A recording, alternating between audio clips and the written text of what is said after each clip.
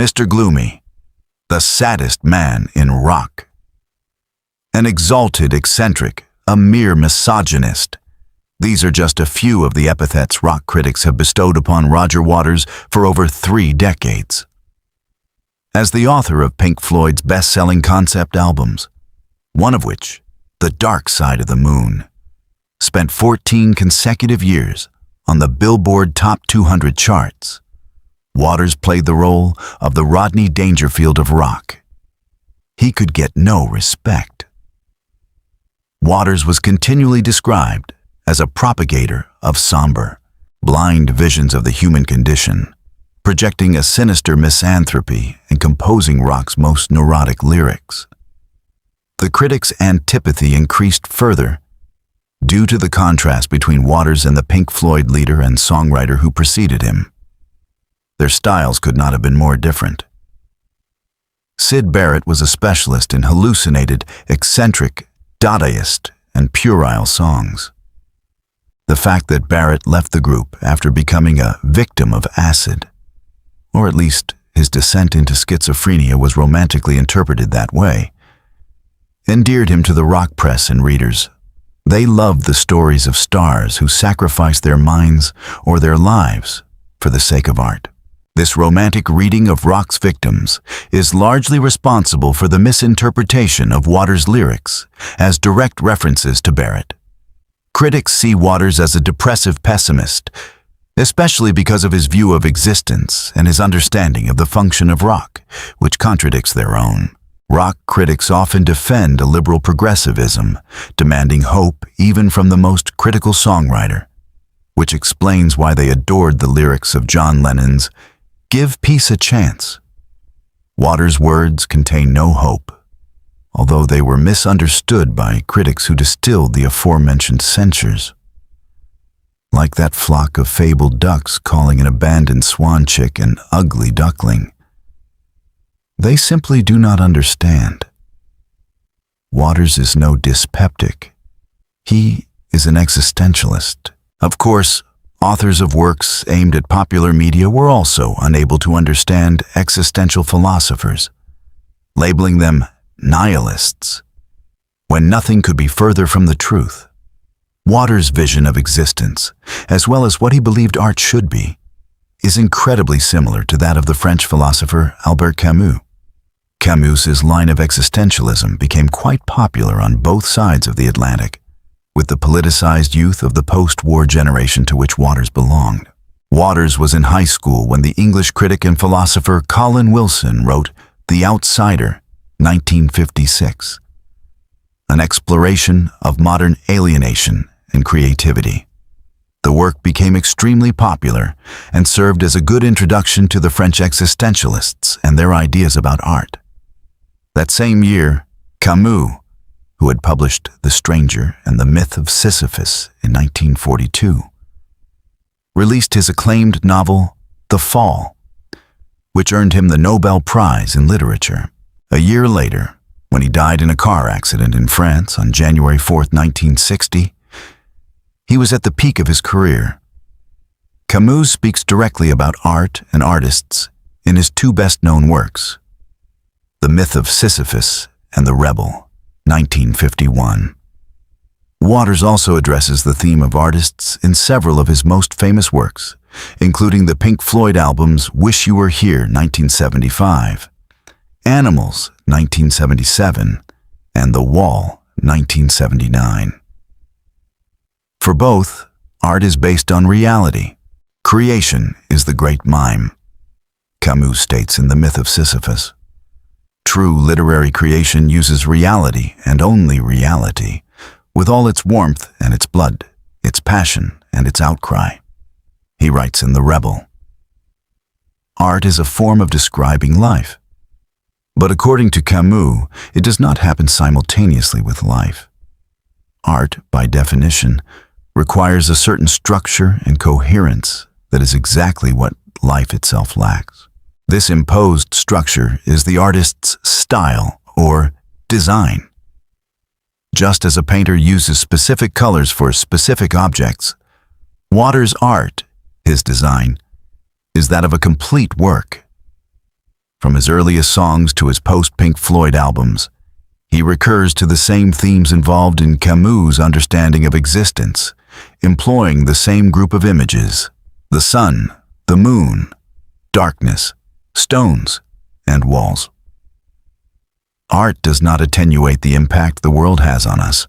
It does not offer pleasant illusions that provide escape or refuge from life. As Nietzsche says in The Birth of Tragedy, art is also not a metaphysical supplement to nature created in parallel to overcome it, a tonic to provide us with vitality to face the world.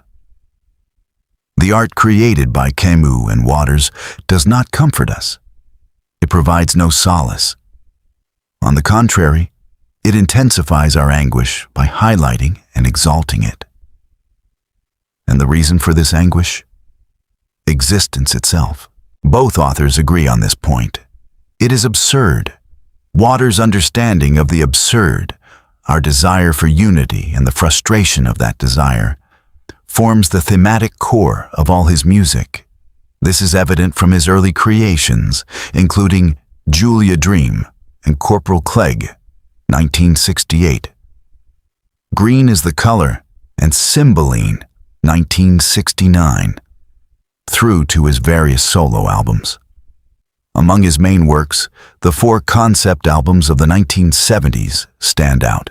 2 of them speak of the absurdity of the human condition in general, the dark side of the moon and animals. And the others speak specifically of the absurd predicament of the artist, the rock musician. In all his creations, Waters drew on personal experiences to explore the diversity of frustrated attempts to maintain unity with others, the failed effort to connect and communicate truly. This desire to connect authentically, which for Waters and Camus forms the basis of life itself, is almost always symbolized by the sun, Plato's metaphor for goodness in the Republic. Most of us assume the role of prisoners in his allegory of the cave, permitted only to see shadows of the world reflected on walls, with little chance of understanding the light that produces them, and even less the sun shining on the surface outside. If the prisoners escaped and saw the fire producing the shadows they had seen their whole lives, they would be blinded and confused by that light. While the corpse of Camus' absurd hero, Sisyphus, remains unburied, Sisyphus receives permission from Pluto to leave the underworld of Hades and return to Earth to punish his wife for leaving his body in a public square, which he had actually requested. However, Sisyphus loved the Earth, and especially the sun, so much that he no longer wanted to return to the infernal darkness. Pluto had to send a lesser deity to retrieve him and punish him with the eternal obligation of pushing a heavy stone up a hill.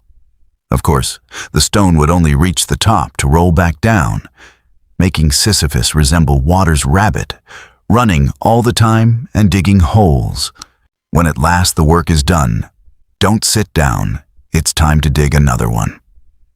But this convergence of images is surrounded by another symbol: Waters' use of the sun.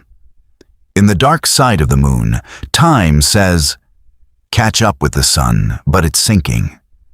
And Eclipse speaks of all those things that Plato's prisoners in the cave could never contemplate.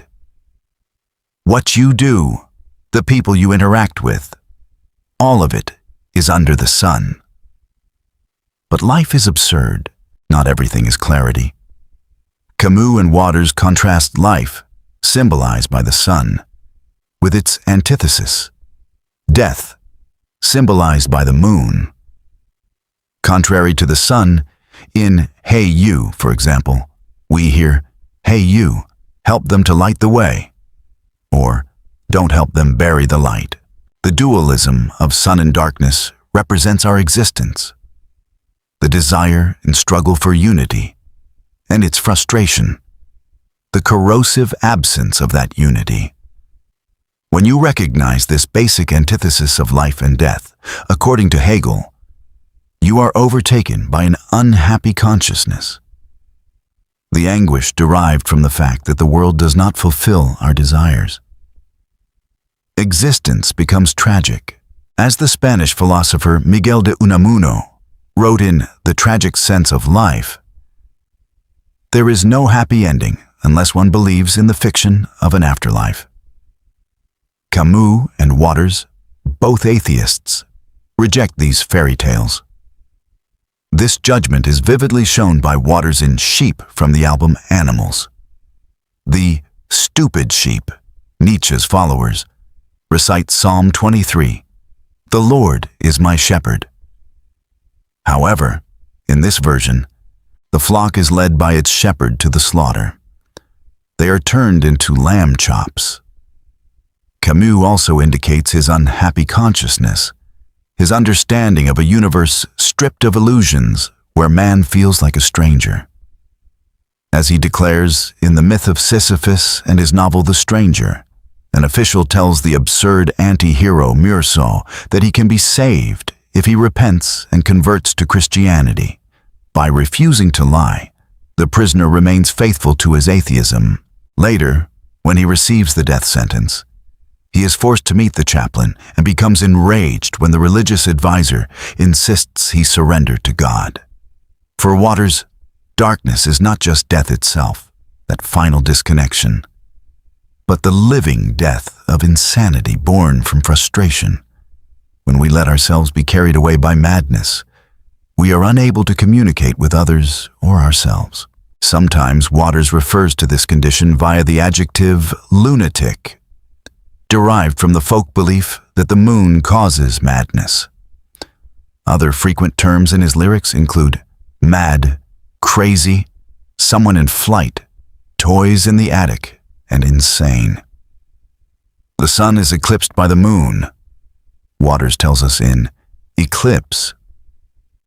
In fact, the original title of The Dark Side of the Moon was Eclipse, a piece for assorted lunatics. Camus also uses this binary relationship. There is no sun without shadows, and it is essential to know the night.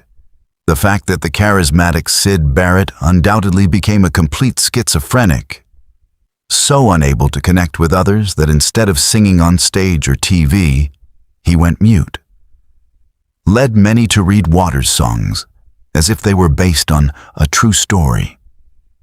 In interviews, Waters tried to clarify, The Dark Side of the Moon was an album about the universal condition of insanity.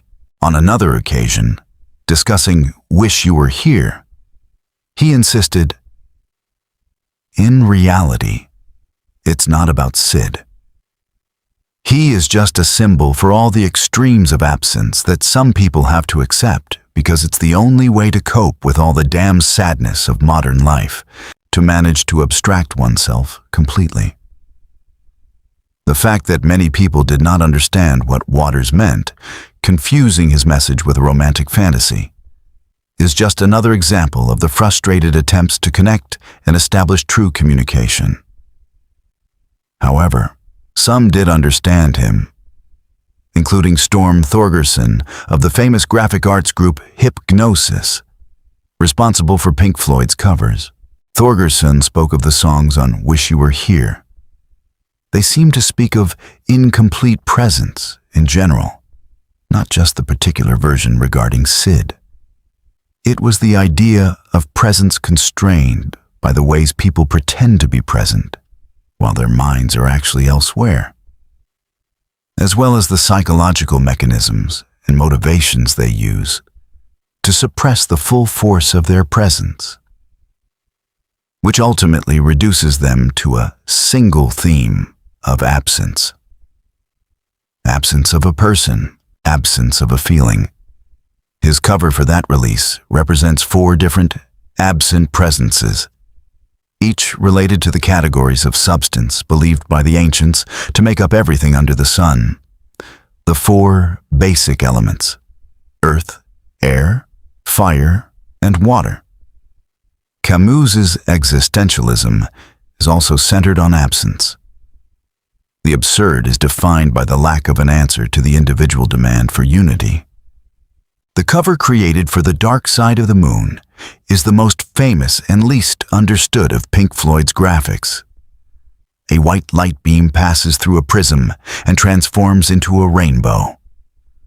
White is the combination of all colors, and here represents unity. The prism, which for waters symbolizes society, separates them, diffracting that unity. The basic structures of society, the home, the school, and the army, institute the fundamental barriers that eliminate the possibility of any unity. Each, in its own way, prohibits true communication. Home is represented as the mother by both authors. In life, Camus's mother lived in permanent melancholy, and Water's mother was an ideologue present in her son's life. Camus begins The Stranger with Meursault's indifference to the news of his mother's death. In The Wall, Pink's mother never communicated with him. She didn't allow him to share his emotions. It was as if she were also dead to him. The songs Mother and The Trial show her desire to keep him safe, like an inarticulate baby. The wife, representing the adult's home, is also not present for her husband. Nobody home, Pink laments, regarding his inability to communicate with her. When I try to get through on the telephone to you, there's nobody home. Schools also prevent unity. Several songs in The Wall censure their negative impact on communication. Teachers are seen pouring their derision into everything the students do, stifling authentic expression. The school's thought control replaces the child's individual beliefs with alien standardized views.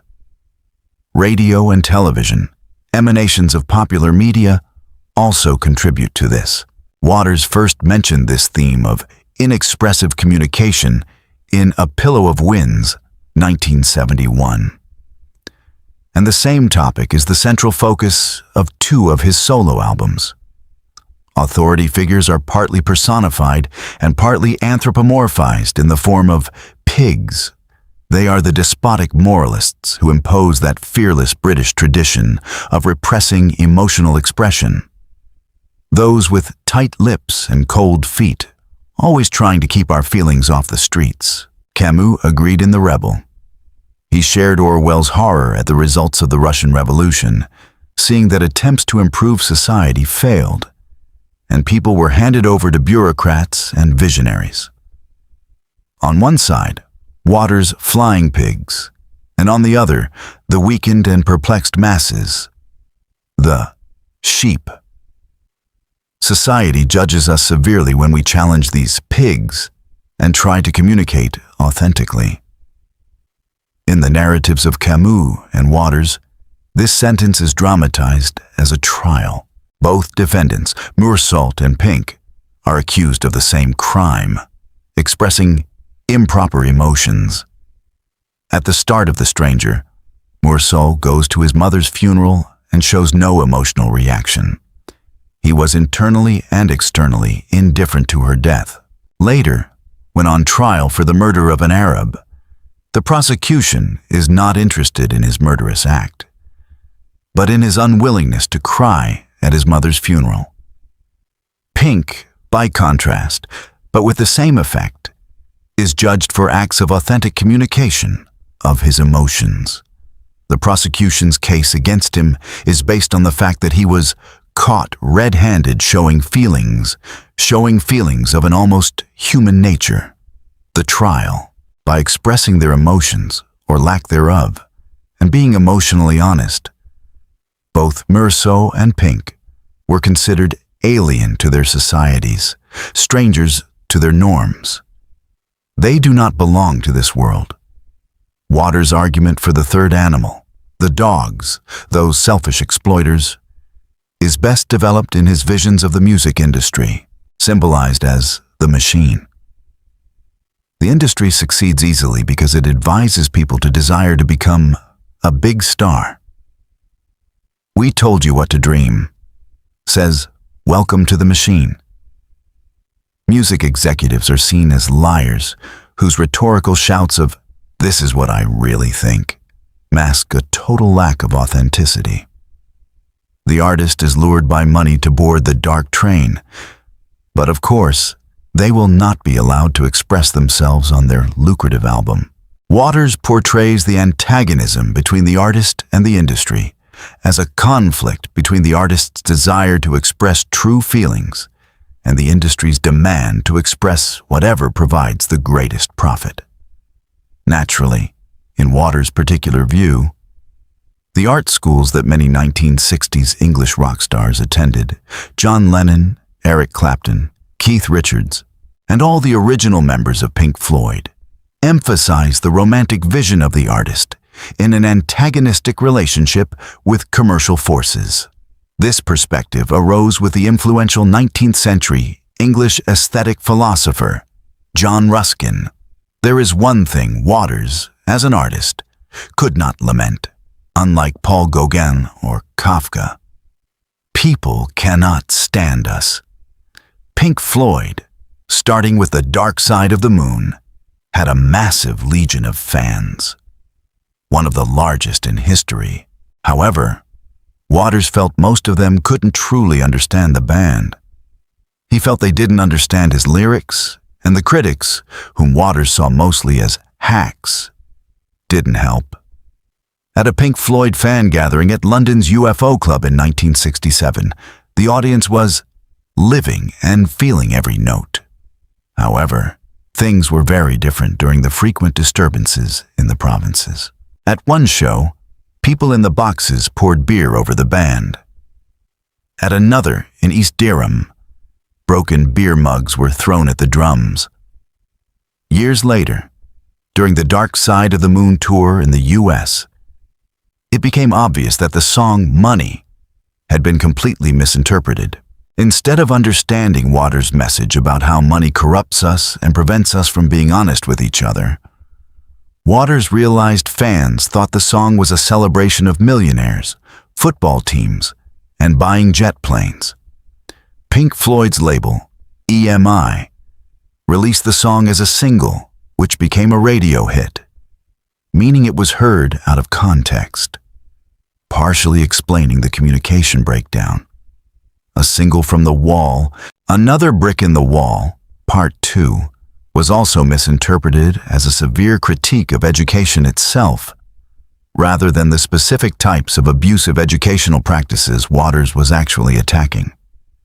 In general, the fans behaved like the stupid bleating sheep of animals in Orwell's Animal Farm, Camus' bewildered masses. In Canada, during the 1977 In the Flesh tour, the lack of harmony between Waters and the fans was so intense that he actually spat on one of them. This experience of the audience as an alien being with whom he couldn't connect or establish authentic communication gave him the idea to build a wall separating the audience from the band to indicate this disconnection. An artist unable to communicate or unite with the people for whom he creates feels an even deeper sense of frustration. A rock artist doesn't create alone. Band members must communicate to create music, plan shows, and agree on administration. Yet, after the success of The Dark Side of the Moon, perhaps due to newly acquired wealth or family commitments, Pink Floyd's unity ceased to exist. The rest of the decade, leading up to the final breakup in the early 80s, was prophesied by the indication in Dark Side of Barrett's Descent. And if the band you're in starts playing different tunes, like all of Waters' works, it obeys Camus' maxim of using reality with all its warmth and blood, its passion and its outcry. The general idea of the album Wish You Were Here was a reflection of the band's relationships. Waters said it happened because none of us were really there, even suggesting the album should have been called We Weren't Here. Recalling the creation of that album, Waters said no one could truly look each other in the eye. Everything was very mechanical, a point where he uses the word machine as the antithesis of life. The state of the band was very fragmented. Things went from bad to worse. On the 1977 tour, members traveled separately. Waters used a chartered helicopter to reach the venue, while the others traveled by limousine. About 2 years later, on the Wall tour, each had a trailer parked in a circle at the venue, with the doors decidedly facing outward, away from the center.